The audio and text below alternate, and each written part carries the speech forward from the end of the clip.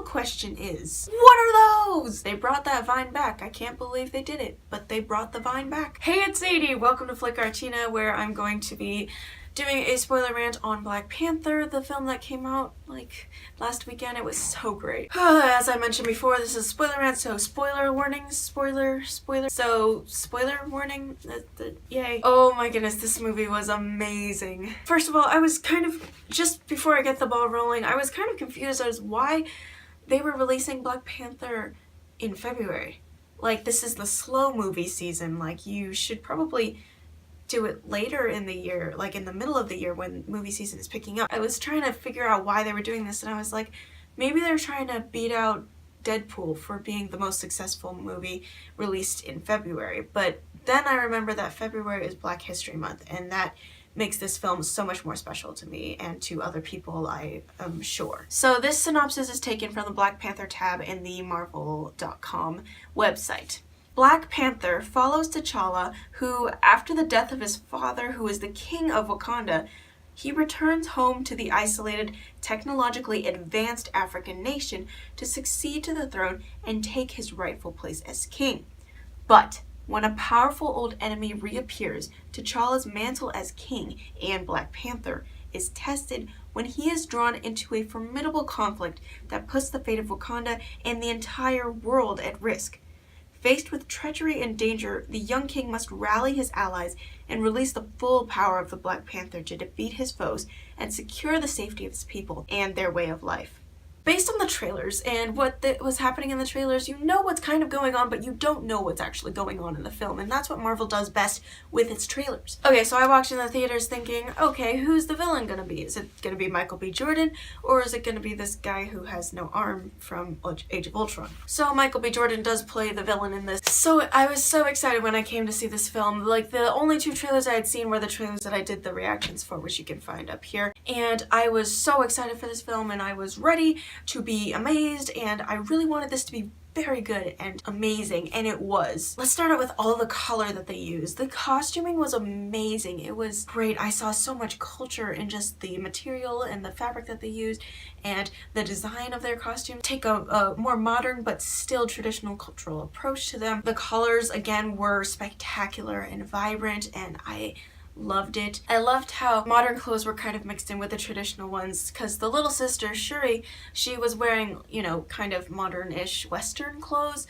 while everybody else was wearing traditional clothes, and it still looked totally acceptable to do that kind of stuff. Another thing I liked was the cast. I think the cast did an amazing job. They were beautiful actors who really sold the whole Wakandan universe to the audience. Props to the casters who cast all these people for it.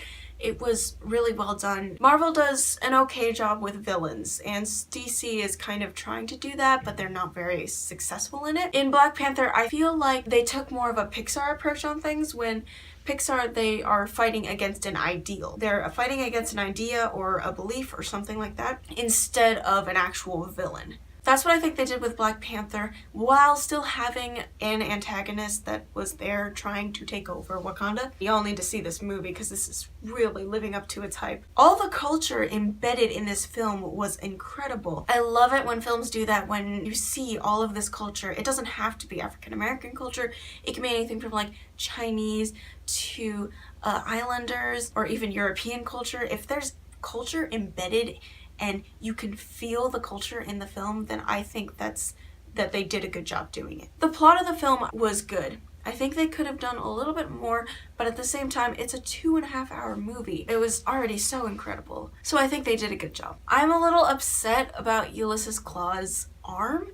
I feel like they could have done so many other things except for make it look like a really weird CGI arm. It didn't really do anything for me other than, you know, get him arrested, and he's like, and give him the opportunity to make the point that, oh, Wakanda's not all that it seems, government, CIA. I feel like they could have done something more than make it just a gun. There's this one scene that was incredible. I mean, a lot of it was incredible, but there's this one scene in particular that is really interesting, and that was when Nakia and Okoye were both having an argument because T'Challa was dead, and so she's escaping with the family, and Okoye is like, you're a spy. This is what you do. I have to protect my country. And they really made a distinct line between the soldier and the spy. The soldier will do anything to protect their country. The spy will do anything to save their country. And that distinction that they made in between the two was incredible. Usually when you make distinctions between the soldier and the spy, it's like, the spy isn't good in front hand-to-hand combat, but the soldier is, and the soldier is not good at very intelligent things like sneaking in and attacking and strategizing and stuff. But this kind of just made the lines so clear and obvious, and it was so beautiful. I loved that scene. Okay, switching gears to T'Challa and Shuri's relationship, I think that Marvel does a great job doing sibling rivalries and also sibling relationships, but playful banter, that's what I meant. The relationship that T'Challa and Shuri had was so funny. It was great. I loved it a lot, and I think it was really cool to see that. It was really funny. It's just the little quirks that they had, like the what are those moments, and then the moment when he's like kicking and she's like recording him getting beat up by his own suit. It was hilarious. And I love that he includes her in his missions. I feel like if he did the brother thing where it's like, no, you can't come on the mission because it's too dangerous. But no, they have the technology that she's safe and she can be in the mission. And it's so amazing. I feel like they have the best brother-sister relationship in the entire world. Shuri was by far my favorite character in the entire film. I feel like she stole the spotlight from T'Challa a little bit because she was kind of the main aggressor and she acted more, and she had a lot of screen time, which was kind of unusual for a secondary character. Okay, I'm gonna talk about T'Challa's death. While they were fighting, I was, cringing and like, flinching, and that was like, I was like, oh no, he's gonna die. And then he did die, he fell over the water, and I was like, we never see his body, he's not dead. He's not gonna be dead. So like that little space in between his death at the waterfall and when they see him in the snow with the other tribe, I was just kind of waiting. I was like, when is he coming back?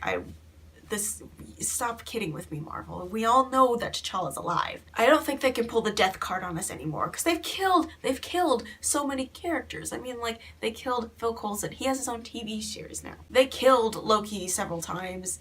They killed Tony Stark. That one was okay, actually.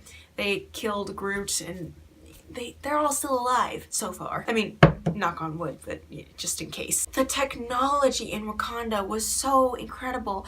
I feel like they did so much, but then again, I understood it all. The sand was so cool, or dirt, whatever it was. That was incredible. I loved it. It was amazing. Shuri's whole laboratory scene, all of the scenes in Shuri's laboratory were amazing. I loved it all. Everything from like the "don't scare me, colonizer" to the scene where she's, basically showing T'Challa all of the stuff that she made for him. So that line in the trailer where he goes, "Don't freeze." I never freeze. I didn't really understand it in the trailer that much, but when you see it in the film and, he drops down and sees Nakia, he goes just like, hi, it was so funny. If he had his helmet off, like, he would have been like, hi. Okay, so in the past, I didn't like Martin Freeman in the Marvel movies just because I feel like he was awkward and they only wanted him there because Benedict Cumberbatch was coming in and they're like, oh, we gotta get Martin Freeman in here because, the duo cannot be split up. But in this film, it really established his place in the entire Marvel Cinematic Universe. My friend went to see this film separately, but she told me she really liked this film because it could stand alone by itself while also being a part of the greater Marvel Cinematic Universe. This is a very well-established standalone film. As you can tell, I really enjoyed this film and it was an amazing experience for me. I am probably going to go see this again in the theaters and then probably buy it in some point if I have the funds to do that. Before I wrap this video up, I'm going to tell you guys that this weekend I am going to be live streaming and there's going to be a lot of stuff going on. There's going to be trailer reactions, I'm going to be interacting with you guys, and this is going to be really cool. If I can set it up correctly, it will be this weekend. If you guys follow me on Twitter or Instagram, the links are down below in this description box, I will be posting updates for the live stream and I'll be, keeping you guys updated about that kind of stuff. Question of the week is, do you think that Shuri stole the spotlight from T'Challa? Let me know in the comments down below. Thanks for watching. Keep being awesome. Have a great random Thursday.